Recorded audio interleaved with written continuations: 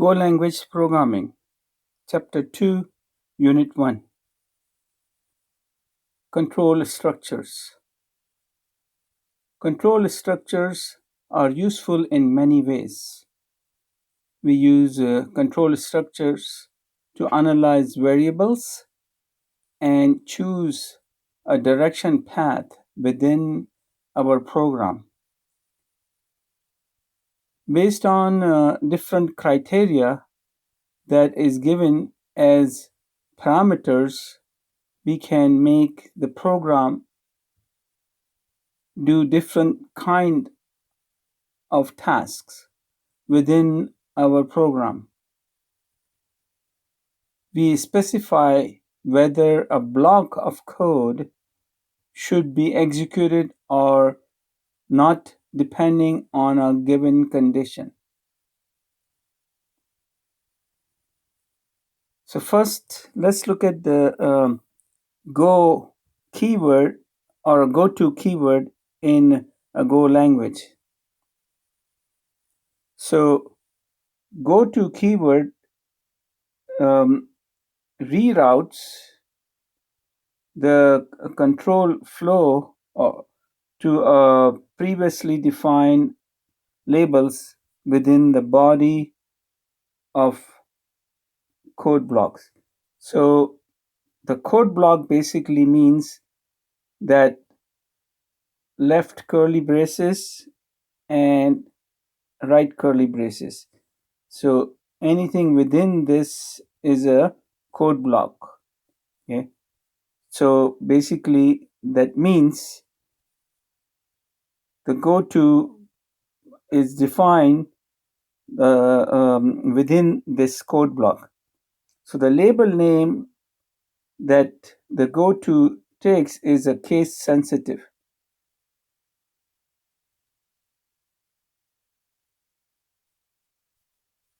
But also you need to remember that the go-to keyword should be avoided when you are developing any application. Because if you are using a go-to keyword very frequently in your when you're writing a code, it could make your code look like that you're jumping from one place to another place, and it would be very difficult to follow your code. So please avoid the go-to keyword as much as possible, especially in the assignments that you will do for this class. So let's first look at this example 2-1. In this example, we are using a package main because we want our code to be able to compile and run. So this is the code that we will be compiling and running. We at line number 3 we are importing the FMT package that is a standard Go language package from the library, from the Go language library. And this package basically will provide us the IO functions such as print line or printf or scan line or scanf. Those kind of functions are provided within this package. And then at line number 5, we are creating the body for the main function. So in Go language, whenever you write a function, it doesn't matter if it's a main function or so the main function is the one that is used as an entry point for your program.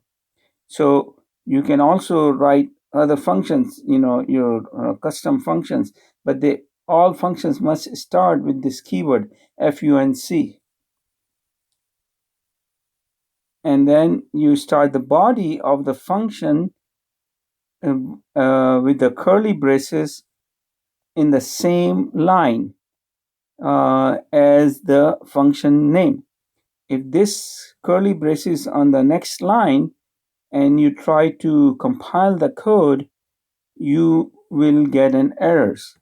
The Go language requires you to have this curly braces in the same line as the name of the function. And this means that the function body is started. So this is the start of the function body, and this is the end of the function body at line number 12. So within this function, we are creating a variable called I, and we are using the short notation, which is a colon equals to. That's called the short notation, and initializing I with 0. Now, this short notation can only be used within the body of the function. It cannot be used outside, right? For example, right here, you cannot have a short notation right here. So if you want to declare I outside, that will become a global variable. Then you have to use a var keyword, and then you can declare it. But when you are declaring the in a short notation, basically what the compiler will do, it will figure out that what kind of a type should be given to this variable I, okay, based on the data that you're going to be initializing it. So basically, in this case, we are initializing I with the 0, so I will become a type integer. Okay, so that's how the variables for the short notations are declared within the function bodies. Now coming back to the go to statement, here at line number 8, this is the label that will be used by the go to. So when you are giving the name for the label, the name is going to be a case sensitive. Okay, so case sensitive meaning the when the go to keyword is used, the name that it is going to jump to, they must match with each character with the same case. Okay, otherwise it is going to be a error condition. And notice right after the label there is a colon, so you have to put the colon in there. Okay, and at line number 9, what we are doing is we are using fmt package, which we have imported right here at line number 3. And from that package, we are calling this print line function. So whenever you use or import any package in any program, you have to use the package name with the dot operator to call the functions that are provided within the package. Okay, and of course we're going to go in more detail how the functions are declared within the package and so forth later on. So once you do that, at line number 9, the print line function will be called, and print line function, since it's a print line, it will do the output on the screen for this whatever this I is holding onto the next line. Okay, that's what the print line means. It will print the number at the next line. And then, of course, this I plus plus, you should have known it from the other language, like C, is the increment operator. It will just increment I by 1, because we initialize the I with 0. So in this case, I will be incremented by 1. And then at line number 11, we are using a go to with the label. So in this case, the jump will occur, okay, and it will jump to this label at line number 8, okay, and basically it is going to be keep doing that. So as you can see, it comes to here, it increments, and then it jumps. So it is just like a infinite loop, because we don't have any way to break out from this go to statement. So it will be you will have to press a control C or something to break out from the program when you run it. So that's how the go to label is used in a Go language. Okay, and as I told you already, that please avoid using the go to keyword in your code. Okay, do not use it.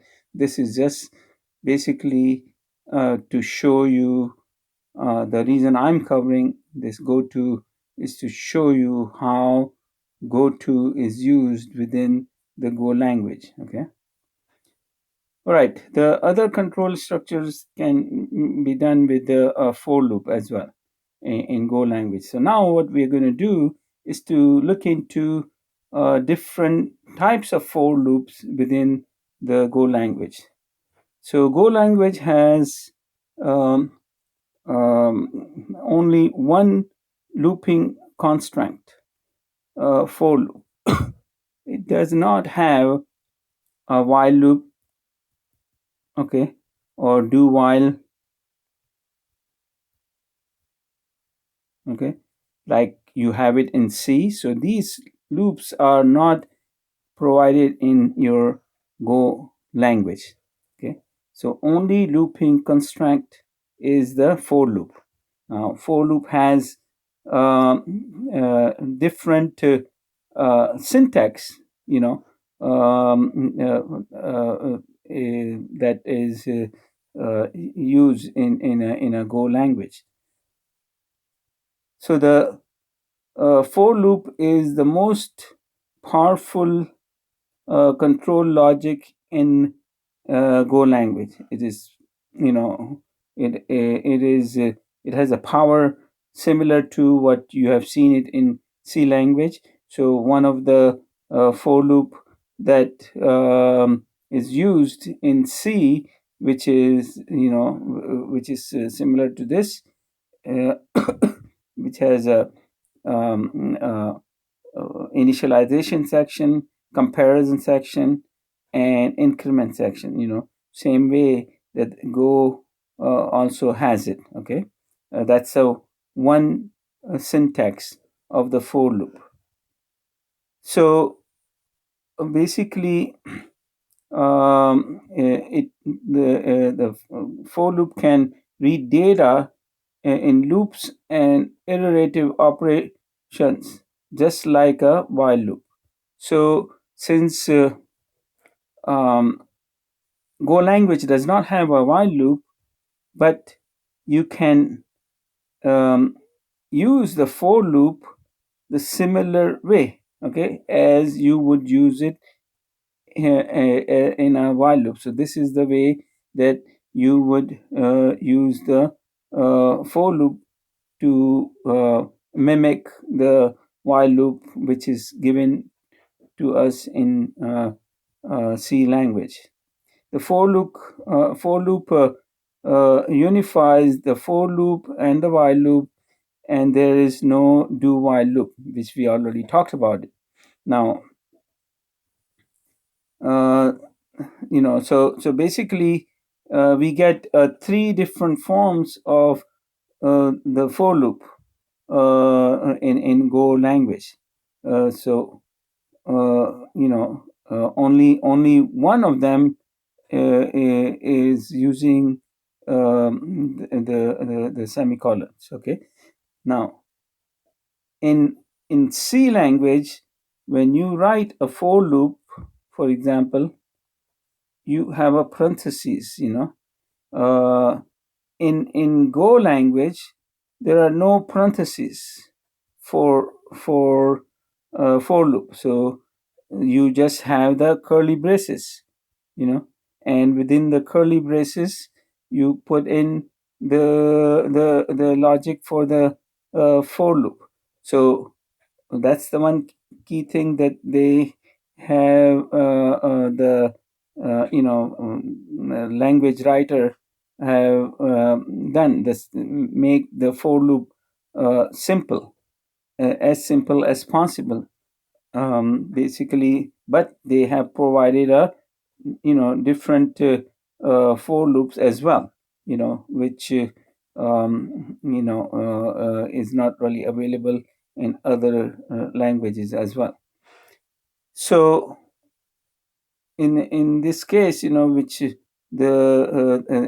this syntax, as you can see, a condition. So condition would be such as x, x less than 0, so it will go right here and then go inside the body of the for loop. So this is the body. So curly braces, gives you the body of the start of the curly braces, and end of the curly braces gives you the body of the for loop. And then, as we just saw, you can have the for loop just like a C, So in this case, you can just say for and then no conditions. So that means it will go inside this body and do whatever it's supposed to be doing. You can put all the statements that you want to put, and those statements will be executed. And in within that, you may have if statements, and then the break out of the loop and so forth, which we will be discussing. All that as we go through more examples. So as I said, that for loop also provides a way to do the just like a regular C language for loop. And a regular C language for loop has initialization section, comparison section, and increment. So it is basically each section is separated with the semicolon, okay, and then the body of the for loop. So notice that in C, if you would be doing something like this, you would have a parenthesis right here, okay, right here. But in Go, there is no need to have a parenthesis. Okay, so that's what basically how the for loop looks like in Go language. Let's look at the other example for the for loop. In this example, which is example number 2-2, again we have a package main, and because we want this code to be executable. So whenever you want to have the code to be executable, then you need to have a package main. And then we import at line number 3, we import the FMT package, which will give us the capability to be able to use the IO functions, which is print functions or scan functions, for the reading some data. And then at line number 5, we are declaring the body of a main function. So the main function, as I said earlier, it is the entry point for the program, okay, and it every function must start with a FUNC keyword, and basically it will have the block, its own block, starting with the left curly braces and ends with the right curly braces right here at line number 14.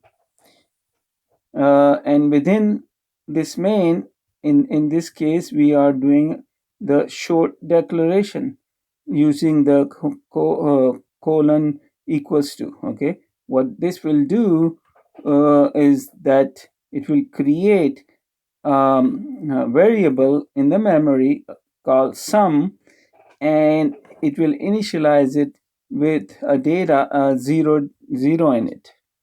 Okay, and basically compiler will be able to determine the type of this variable sum because of the data that is getting initialized with. Okay, but remember, this is a short um, uh, uh, declaration. Okay, so basically, in this for loop, what we are doing is we are saying that easy to declare the index variable right in the for loop. So we are declaring this index variable. As you can see, I don't have to do like a C++ does, declaring the type. Okay, or creating the index type before I come to the for loop. Here, because of the short declaration, which is a colon equals to, compiler will automatically will be able to determine that index will be of type integer. Okay, and then in this case, we are using this for loop as similar to what is provided in a C language, which has three sections: initialization, comparison, and increment. So in this case, basically, it will go inside this body of the for loop, which is left curly braces and the right curly braces, and it will add index to each. In each iteration, it will add index to the sum.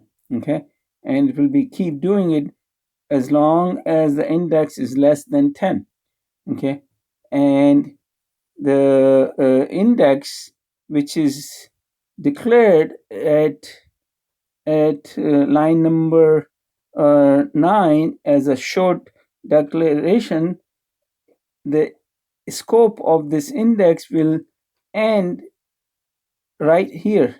So when it the for loops terminates, the index is gone from the memory right here. I would not have access to index at line number 12, for example.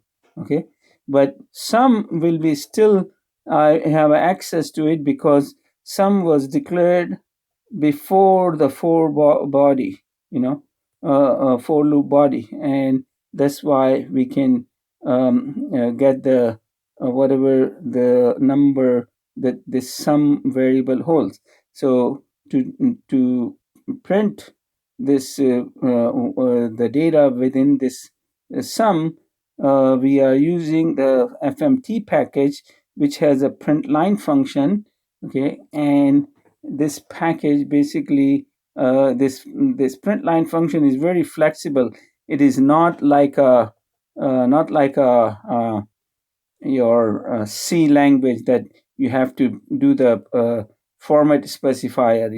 We don't have to do that. It automatically will find out that the sum is integer, so it will just print. Otherwise, in C you have to say percent %d, somewhere here, and then it will print the sum. Okay, so print line is a little bit smarter than the printf function, which is provided in C language. So basically, in this case, this program will end at line number 14, and which it shows how the for loop works in this Go language. Okay, so if we omit, if we omit expression 1 and expression 3, so we are talking about this expression 1 and expression 3 from the for loop, they are not necessary, and leave the semicolon, so you can basically, so these expression 1 goes right here and expression 2 goes right here, so we omit it. So we, as long as we create this variable, with a short declaration before the for loop, or I could have done it right here even, but I just wanted to show you that you can do it this way, which is also allowed in C language. Of course, in C language, you have to put a parenthesis. In here, you do not need to worry about the parentheses. So basically, it is, it still will work the same way as in the example 2-2. Okay. Or you can remove the semicolon and the for loop becomes identical to the while loop. Okay, so if we even remove these semicolons, okay, and it will just be like a while loop. So it's so this piece of code doesn't really look too much different than this piece of code. So these both are legal way of doing the for loop. Okay, so basically, now we are going to um, go and understand how the break keyword in Go language works. Okay, so break keyword is basically given in other languages, even the scripting languages, and also of course C language also has that too, as well. So the break keyword allows the termination of a loop. So that is the one reason that you would want to use the break keyword, to terminate the loop. So in Go language, since we only have a for loop, so that means it will allow us to terminate only the for loop, because there are no while loop, no do while loops, or any other loops. Okay, so only the for loop. So break keyword allows us to terminate the for loop, so coming out of the for loop. So basically, the break jumps out of the loop and skip the current loop and start the next iteration. Okay, so basically, here, what we are in this example, what we will go over is how this break allows us to get out from the loop. Okay, so again, in this example 2-3, we are using a main package, because this our code we want to be able to execute, so that's why we have to use a main package. And we are also importing the FMT package, because we want to be able to use a print line function. And at line number 5, we are starting the main function, which is a entry point. So just a quick reminder that anytime you start a function body, the braces for the start of the function body should be on the same line as the function name. Okay, otherwise, if you try to put it onto the separate line, like for example at line number 6, you will get an error. The Go compiler doesn't like it. Go compiler wants to have this braces on the same line. Okay, and and of course, since it's a main is a function, so that's why it starts with the FUNC keyword. And then at line number 7, we are creating a num variable, num variable in the memory, and we are using a short way to create it, which means the colon equals to. Okay. um, and we are initializing with the 0. So the compiler knows that 0 is the data which will be initialized to this variable num, and since 0 is an integer type, compiler will make this num a type int as well. Okay. And at line number 9, we have a for loop which doesn't really have any checks, so we just have a for loop body which starts right here and it ends right here. Okay, so since there is no check, this is an infinite for loop, so there is no check is done. So that means the program will be running forever. Okay, unless I put some other control flow within the code. So in here, I'm using a if statement. The if statement, we covered it in the last lecture. So in here, as you see, the syntax for if as well is different from the C language. It does not have a parentheses around here.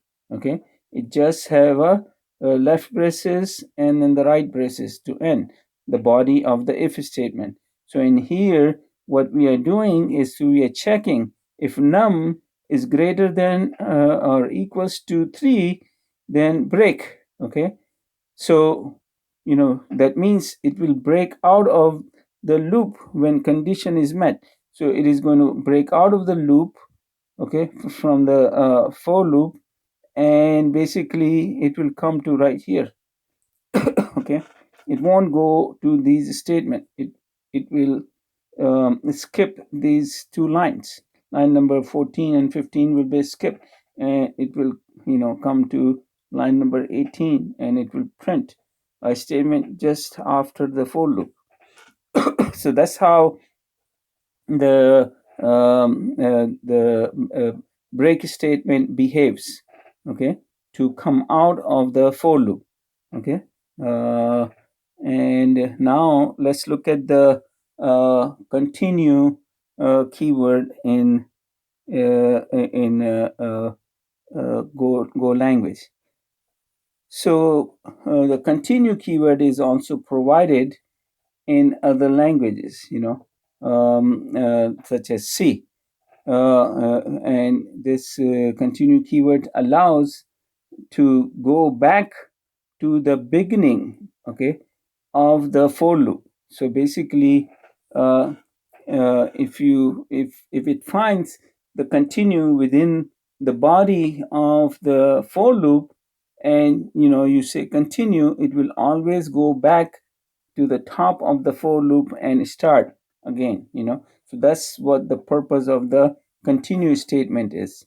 So it checks and increments the part of the for loop of the for loop are executed, and therefore the next iteration of the loop is executed.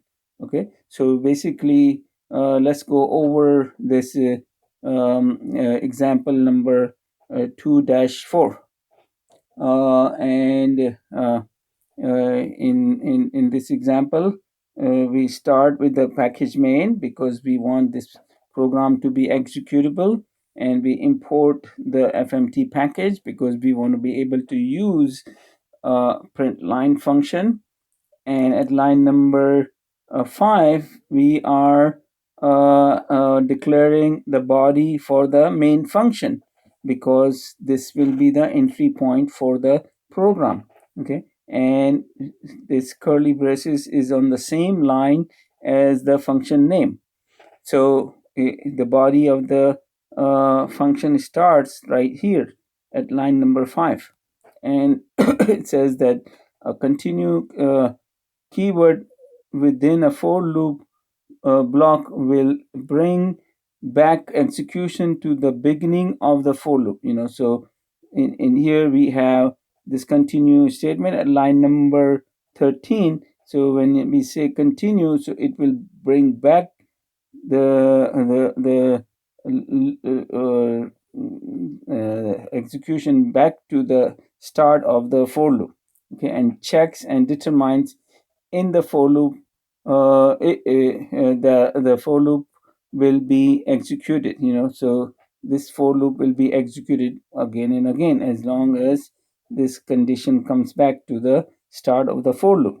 Okay, so basically in this for loop what we are doing is a short uh, uh, short declaration right here in the first part. So this for loop has a three parts: initialization, comparison, and increment, separated with the semicolon. So here basically we are initializing the with the short declaration this num. Okay, and compiler, as we talked in the previous examples, that compiler will figure out the type of the num by assigning this data. So num will be of type int, and then num is compared with the integer 7. As long as the num is less than 7, it is going to go inside the body. So this is the body of the for loop. Starts right here and it ends right here. So it will go inside the body and then it checks right here. If num, this is percent sign is actually called a modulus operator. So this is a modulus operator. Okay, that's what it is called, modulus operator. So what is the modulus operator will do? It will give us the remainder, okay, of it. So in this case we are checking if the result from this num modulus operator and 2 is 0, if the remainder is 0, if it is an even number, then it is continuous. So if it is even number, so 4, let's say 4 divided by 2, so the remainder will be 0, right? So that means the number is even number, so it will come to the body of this if statement. So notice the syntax for the if statement as well, that if statement does not have the parentheses. Okay, it just has the curly braces, start of the curly braces, end of the curly braces.